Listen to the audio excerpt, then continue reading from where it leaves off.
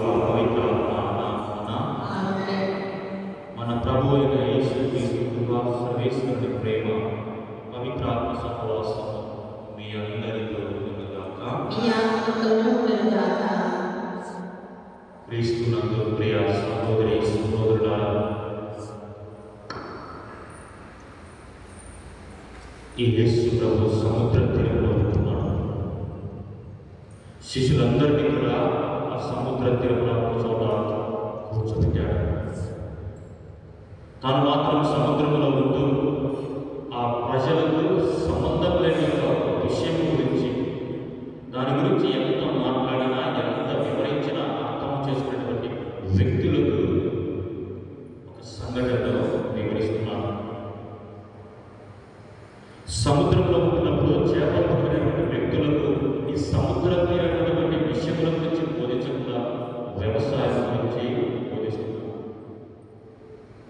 ఆ రైతు గురించి వివరిస్తున్నాడు.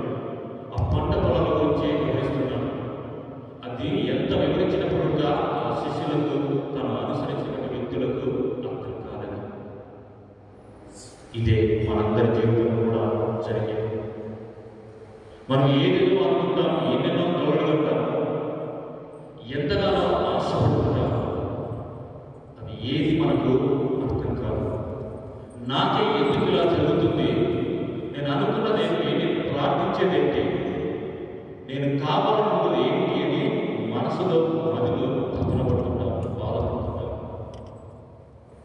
ఎందుకు ఇలా జరుగుతుందని ఈ దైవ సన్నిధిలో ఆయన సృష్టించబడ దేవుని సన్నిధిలో తిరిగి వచ్చి ఆయన అడిగినప్పుడు మాత్రమే మళ్ళీ ఆ సమస్యకు, ఆ ఇరుకుకు సమాధానం మనకు దొరికేది.